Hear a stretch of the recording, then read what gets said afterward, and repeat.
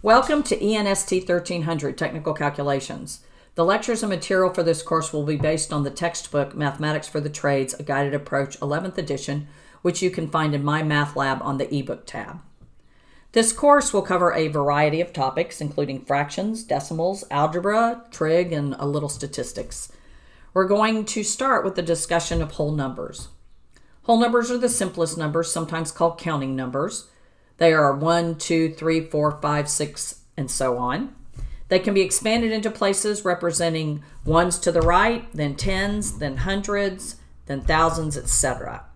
For instance, 792 equals 700 plus 90 plus 2, which is 7 hundreds, 9 tens, and 2 ones. This is important when we talk about rounding whole numbers because in many applications, it's much more useful to approximate the value of a number rather than to use the exact value. For example, an accountant, when talking to his or her client, may decide to use the dollar amount $250,000 rather than the exact dollar amount $246,321. To round a number, follow this process. Let's round 247,563 to the nearest 100,000.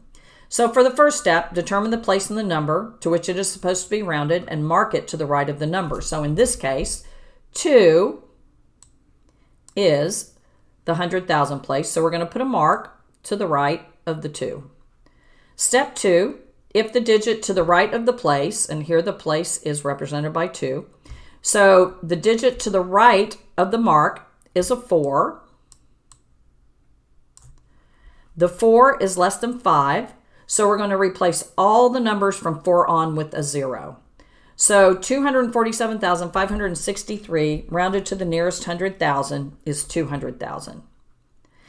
If the digit to the right of the mark is greater than 5, then we're going to increase the place digit by 1 and replace all the other digits with 0. So let's round 247,563 to the nearest 10,000. So in this case, the 4 is the 10,000 place. So we're going to put a mark to the right of the 4. The number to the right of the mark is a 7, which is greater than 5. So we're going to increase the 4 by 1 to 5 and then replace all the rest of those digits with 0. So 247,563 rounded to the nearest 10,000 is 250,000. There is a standard order of operations for arithmetic calculations. The operations in arithmetic are parentheses, exponents, multiplication, division, addition, subtraction.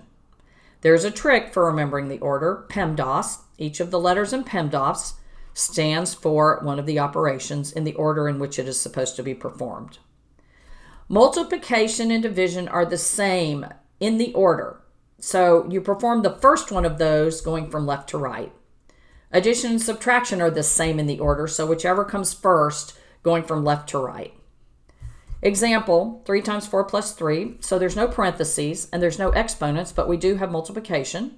So first we multiply 3 times 4, and that equals 12. Now we have 12 plus 3, then we add the 3 for the final answer of 15. Another example, 12 times 6 plus 2 in parentheses divided by 6 minus 7. According to the order of operations, PEMDAS, we start with parentheses.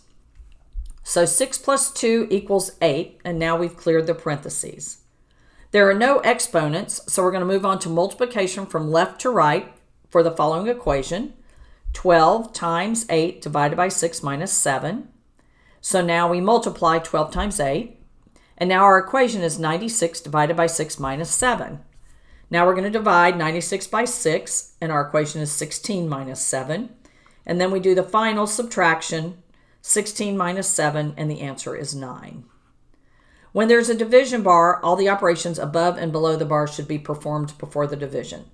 So, for example, 24 plus 12 divided by 6 minus 2, we're going to add 24 plus 12, that equals 36, divided by 6 minus 4 is 4. 36 divided by 4 equals 9. Order of operations is used in many work applications, so here's a construction example. A remodeling job requires 128 square feet of countertops. 2 options are being considered. The less expensive option is to use all corian at $64 per square foot. The more expensive option is to use 66 square feet of granite at $150 per square foot and 62 square feet of laminate at $42 per square foot. Write out a mathematical statement to calculate the difference in cost between these two options, then calculate the difference. So stop the video, try it on your own, and then we're going to go over the solution.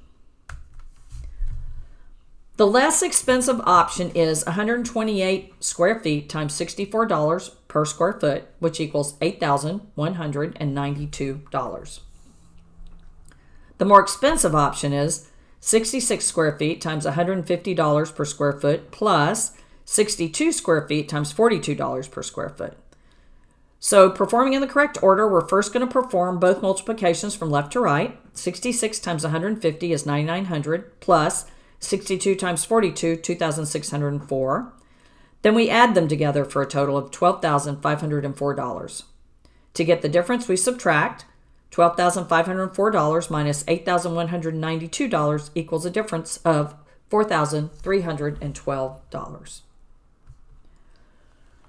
It's often useful to be able to write whole numbers as a product of other numbers.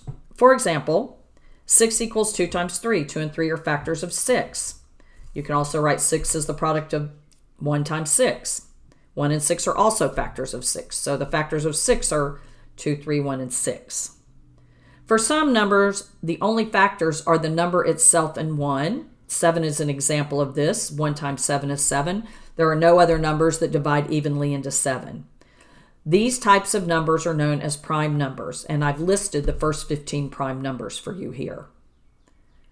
The prime factors of a number are factors that are prime numbers. You'll see more of this when we cover fractions. Some things for you to try yourself. What are the factors of 36, 17, and 88? Try on your own, and we'll go over the answers on the next slide. The factors of 36 are 2 times 2 times 3 times 3. So one of the ways you can determine the factors is by using a factoring tree. So let's do it for 36. 36. So the first thing you want to do is figure out two things to multiply together to get 36. So the easiest is 9 times 4. 9 and 4. Well, we know that we have other things we can multiply to get 9.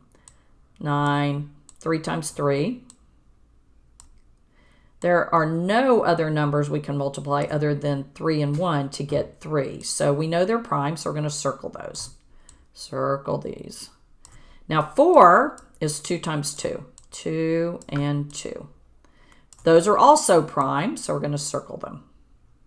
So as you can see, the factors are 2 times 2 times 3 times 3, the same as they are here.